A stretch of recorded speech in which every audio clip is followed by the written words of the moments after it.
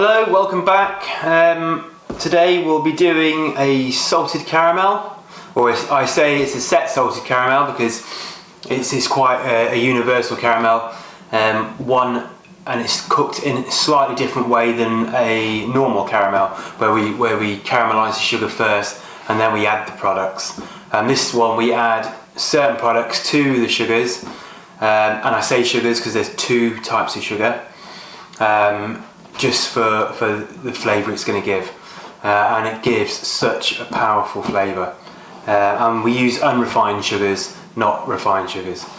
And the two sugars are, I've got golden castor here, and I also have dark soft brown sugar. And the reason we have the two sugars, one, I like the almost sort of molasses tasting dark sugar, and the other one is to lighten it up so it's not too heavy on the molasses flavour, and it's a good balance between the two. But yeah, so without further ado, I shall crack on. Oh, one more thing. This recipe is used a lot in my workplace or wherever I go. Basically, if I teach, I use this recipe quite a lot, so I'm freely give it out. I have no problem with it. But for this one, I'm not going to put it on the Facebook. You can get the recipe from my website, which will be in the little link below, and I'll also put it on the link in the Facebook, just so you can go in and have a look at the page itself and maybe pull out some other recipes in there that you want. I do need to update it, and I will be getting on to that, and creating more recipes to put on there. Okay, so ingredients wise, there's 1, 2, 3, 4, 5, 6 ingredients, and you'll also probably need a whisk and a medium sized pan, heavy base. So what I've got here, I've got two sugars. I usually use soft light brown sugar and dark brown sugar, but because I couldn't find any soft, I've gone with the golden castor, which is, it's fine. So in there's 200 of each sugar. I have also got here 125 grams of unsalted butter. If you're using salted butter, then obviously you would probably have to take maybe 2 grams of salt out of your salt that you're going to add. I've got I think it's 30 grams of corn flour. I've got 7.5 grams of salt. I'm going to use a splash of this, maybe a teaspoon of vanilla extract, and about 600 grams of double cream. Okay, so to start with, I put the butter in first. So the butter goes in first, like so, and then on top of my butter I'm going to put the sugar, like that. Okay. The reason I put the butter in first is because I want the butter to melt. I don't want to mix it in with my sugar, simply because it takes the butter then quite a while to sort of melt, and you have to keep moving it. With this one, you let the butter melt, the sugar will absorb into the sugar, and it just makes it easier to work with. As you can see, it's melting nicely. So now it's almost all melted. Let's move it around slightly. Just wait a second. So what I'm going to do is I am still going to caramelise this sugar until it starts to smoke. When it starts to smoke, then I will add my cream to it also. As soon as it melts, I am going to add my vanilla.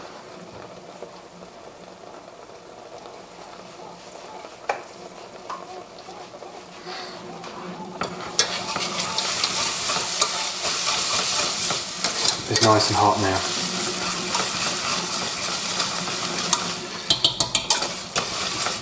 So what I'm not going to do is I'm just going to stir in the butter, make sure it's all coated.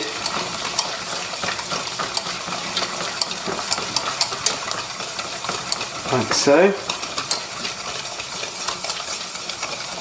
And you will end up something like that. So what I'm going to do now is I'm just going to let it simmer for a little bit, and I want to see small plumes of smoke coming up. Okay, this has been cooking for what, maybe 2 to 3 minutes. As you can see, the smoke is starting to come up, so it's just where we want it. At this stage you must be very, very careful. And also what you're looking for is that all the fat has emulsified into your sugar. You don't want any sort of fat lying around. Okay, and you can smell it there. So now I will. So I've also added my vanilla extract already into there, and you can see it's bubbling up nicely. So be very careful at this stage, and we're going to add the cream.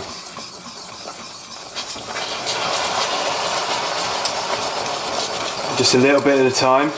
You can warm your cream up as well, just to more stabilise it so it doesn't spit as much, but it's going to spit anyway. And we just add a little bit at a time.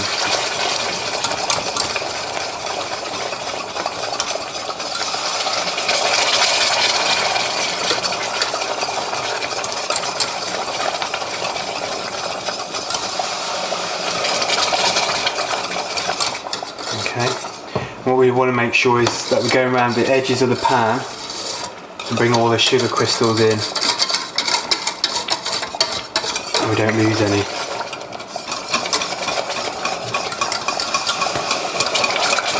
By adding a little bit of time, one, it's going to reduce the risk of you spitting at you, and two, as well, you're going to retain the heat as much as you can.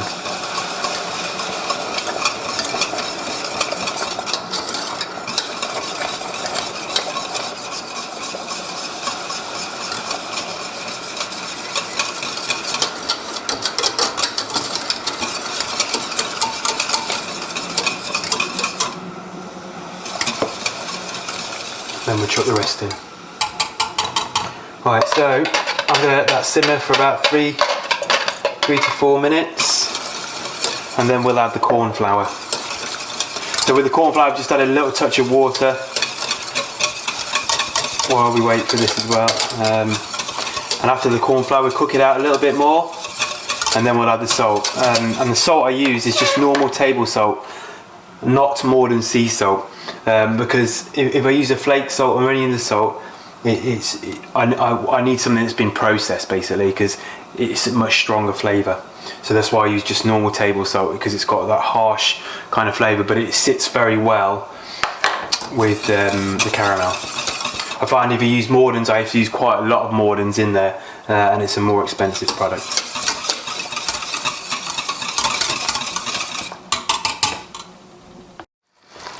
Okay, so as you can see, it's bubbling away. I'm just going to turn the heat down to about 9, and then I'm going to slowly add my corn flour, but then again I'm going to cook it out again to cook the corn flour out.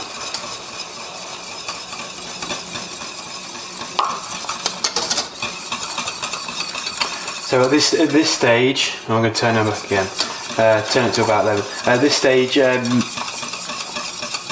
what I'm going to do is I'm going to cook the corn flour out. It's very important that you keep whisking, because corn flour is heavy, and if you leave it, it will sink to the bottom, and you'll end up with clumps or even burning. And you can see that's thickening up nicely. So I'm going to turn that back down. So I'm just going to move it to the side. As you can see, look at that. That's thickening up beautifully.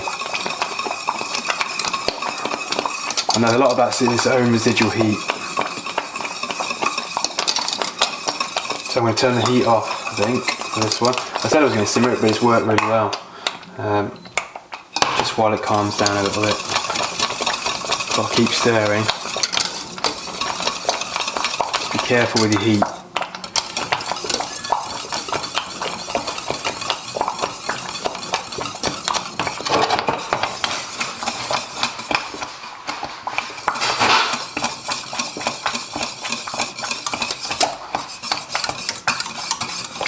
Okay, so now I'm going to add my salt.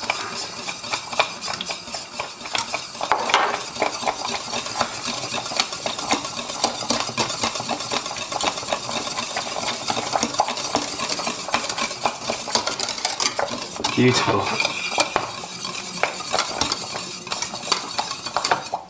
I mean, look at that, bubbling away. Right, so that's finished cooking. I've let it simmer for about another 2 to 3 minutes on a really low heat, just to make sure my corn flour is nicely cooked out. And that, so as you can see, it's quite a thick mixture, but it's beautiful, absolutely beautiful. So I'm going to put it into my pan.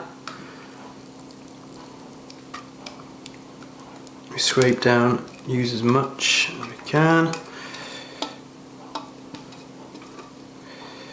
Like I said, this caramel is versatile, very, very versatile. And it was set, it should set hard. And that's what you're looking for. You're looking for it to set hard. So if you want to warm it up, you can use it as a warm sauce. You can use it as an injection. You can use it in, like you say, cheesecakes, brownies, anything. You know, it is such a versatile caramel.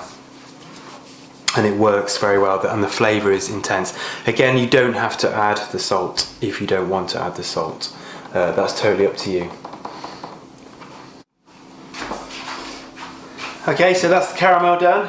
Before I finish off, I just cover the caramel to stop it skinning over, because you don't want it skinning and then creating lumps. So when I put the cling film on, make sure the cling film is touching the surface of the caramel, and then you just allow it to cool completely.